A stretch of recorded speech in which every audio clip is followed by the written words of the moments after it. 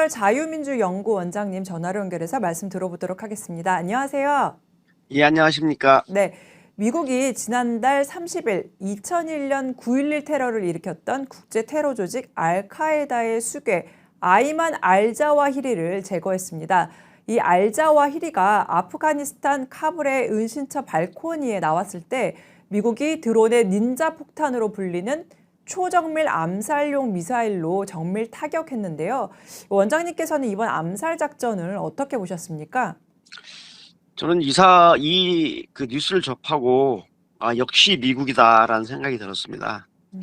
2001년 9.11 테러가 발생했는데, 네, 무려 20년이 지났잖아요. 예, 20년 지난 후에도 계속 미국의 정보기관은 이 9.11 테러를 일으키는 알카에다의 그러한 조직원들에 대해서 계속 추적을 해왔고, 딱 10년 만인 2011년에 네, 바로 누굴 제거했냐면 바로 총책인 오사마 빈라덴을 쉽게 말하면 참작전을 벌인 거죠. 직접 그 파키스탄의 그 정보기관에 안가 있는 이러한 숨어 있는 빈라덴을 직접 그 CIA가 작전 주도했는데요. 직접 대부그루라고 하는 유명한 여러분 네이버 시리즈라는 유명한 특수부대 있죠. 미 해군에 네, 이 특수부대를 침투시켜서 대원 25명이 들어가가지고 이 알카에다의 총책인 빈라덴을 사살했거든요. 네, 이게 이제 9.11 테러 발생한 지 10년 만인데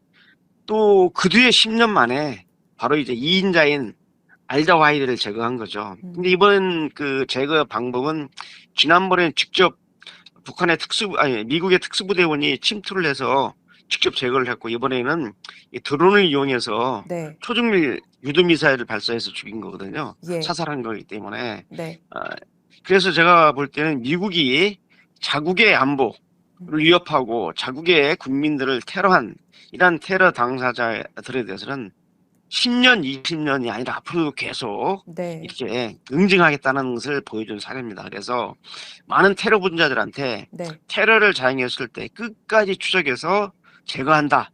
라는 쉽게 말하면 교훈을 심어주는 거죠. 그렇기 때문에 함부로 테러를 못하겠죠. 지금 우리 남북이 대처하는 상황에서 네, 우리 대한민국을 상대로 테러하는 이 북한의 테러 분자들을 그냥 방치하고 있는 이 현실에서는 이 미국의 이 사례가 큰 교훈이 될 겁니다. 네, 저는 이 미국 이외에도 그 이스라엘 모사드라는 그 특별 정보기관이 있어요. 네, 이 모사드는 정말 전 세계 정보기관 중에 가장 저희 치열하게 작전을 잘 펼치는 이런 정보기관으로 정평이 나 있습니다. 그래서 이 모사드가 나치 전범을 끝까지 추적해가지고 다 제거를 하거든요. 네, 그래서 1960년대 그 아이디만 제거는 직접 아리엔티나까지 쫓아가가지고 거기 가서 다 체포해왔거든요. 네, 그 법정에 세워서 이제 사형을 선고하고 그랬는데 이 위에도 이 모사드는 자국의 안보를 위태롭게 하는 이런 상황이 돼서 바로바로 대응을 합니다. 그냥 지나친 법이 없다. 그래서 2010년에 1월 달에 두바이에서 있던 하마스 지도자를 암살한 사건은 물론 모사드라고 그 공식 발표는 안 됐지만 다 모사드의 그 암살 작전으로 다 보고 있는데요. 아, 이러한 것들을 보면은 정말 이러한 철저한 응징이 시간과 장소를 가리는 응징이 테러 분자들의 활동을 위축시키는 건 분명하다. 그래서 네, 이번에 역시 미국이라는 생각이 들었습니다. 그렇군요. 이 북한의 김씨 일가는 반인도적 범죄 혐의로 국제형사재판소 ICC에 회부할 근거가 충분하다는 지적이 대다수인데요. 이 미국과 한국이 김정은 참수작전을 결심하는 데는 어떤 좀 선행 조건이 필요할까요?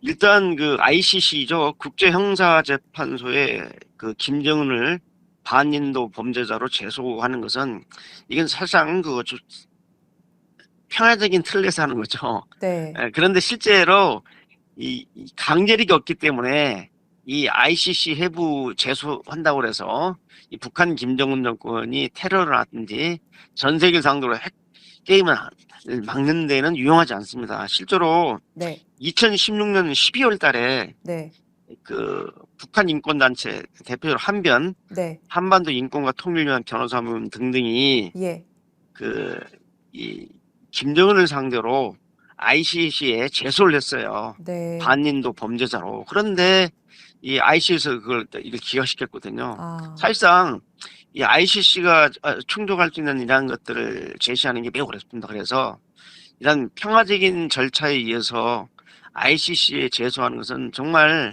비효율적이죠. 그러나 계속 이렇게 제소하는 의미가 있죠. 북한 김정은 정권의 이 반인도성을 갖다 전 세계에 알리는 데 필요하기 때문에. 네. 자, 그런데 이제 현실적 대안으로 미국 같은 이런 참작전, 네. 이 북한 김정은을 제기하는 참작전을 결심하는 조건이 뭐냐고 했는데 한 세 가지가 있을 거예요. 첫째는 뭐냐면 네.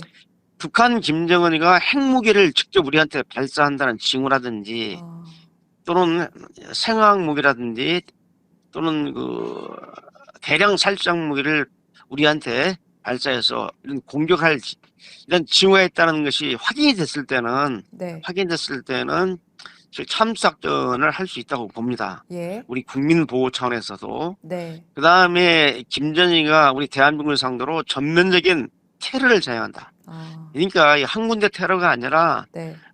전후방을 가리지 않고 우리 국내 많은 지역에서 뭐 지하철 테러라든지 또는 교통망을 마비시킨다, 또 은행권 테러라든지 통신망을 마비시킨다든지 이러한 전면적 테러로 이렇게 접근하면은 우리 대한민국 입장에서는 헌법에 보호된 헌법에 규정된 우리 그 반골 작동을 시켜가지고 김정은을 참사하는 작전을 결심할 수 있죠. 그런데 실제로 이러한 부대가 있어요.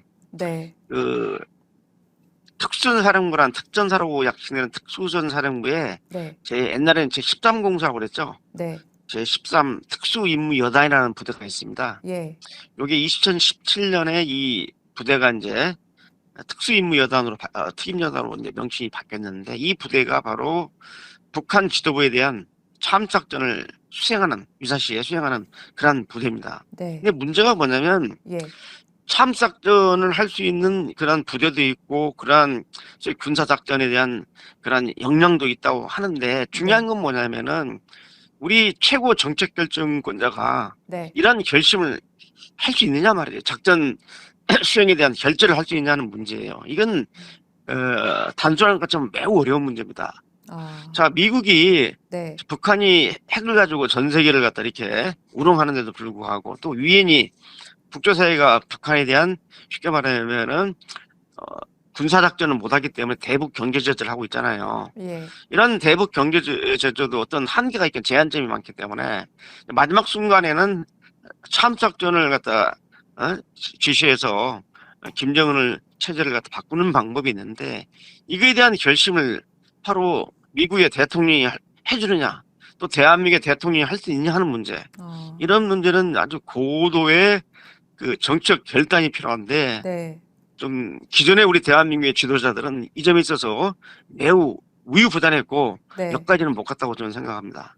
그렇. 새로운 윤석열 정부가 과연 이런 것을 결심할 수 있을지 또 이 참작전은 독단적으로 할 수 있지만 실제로는 미국과 한미동맹 군사동맹의 그 안에서 해결하기 때문에 미국 또 G부하고도 또 협의하는 문제가 있고 하는 문제가 있습니다. 그렇군요.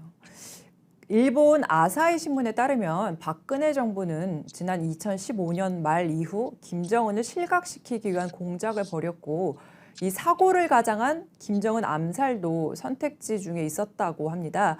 그리고 또 아사히 신문은 박근혜 전 대통령이 2015년 12월 남북 당국자 회담이 결렬된 후에 대북 관계가 대결 국면으로 치닫자 북한의 리더십 체인지를 목표로 하는 대북 정책 관련 문서에 서명했다고 보도했는데요. 박근혜 정부에서는 김정은 참수작전을 실제로 어느 정도로 진지하게 고려했습니까?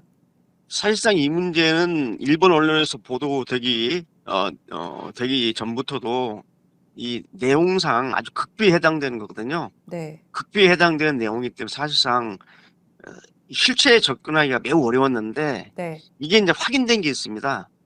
당시 이병호 국정원장이 문재인 정부에 들어와서서 네. 소위 그 적폐수사의 일환으로 해가지고 국정원의 특수사업비를 갖다 유용했다.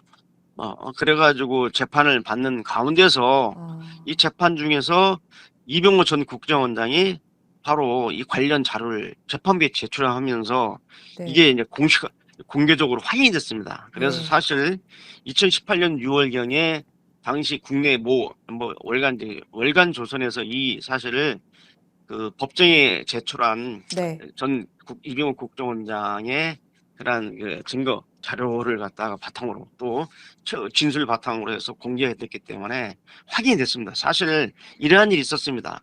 당시 그 남재두 원장, 그다음에 그 뒤에 이병호 원장이 그래서 바로 이 김정은을 결정적 시기에는 김정은 실각 외에는 이 한반도의 이런 전쟁 위협이라든지 테러 위협이라든지 핵공격 위협에서 벗어날 수 없다. 아. 또 더 중요한 것은 북한 주민들의 지금 극도의 포갑 정권 하에서 지금 인권이 유린되고 인간 이하의 생활을 하기 때문에 네. 북한 인권 해방에도 도움이 되기 때문에 만약의 순간 결정적 순간에는 이런 것을 검토할 필요가 있다고 그래가지고 실제로 이 김정은에 대한 참수 작전이 이제 공작적인 차원에서 진행이 됐는데 네. 이제 정권이 그때 탄핵 국면으로 접어들면서 아. 바로 이게 이제 무산이 되어버렸죠. 예. 네. 좀 아쉬운 일입니다. 예. 그렇군요.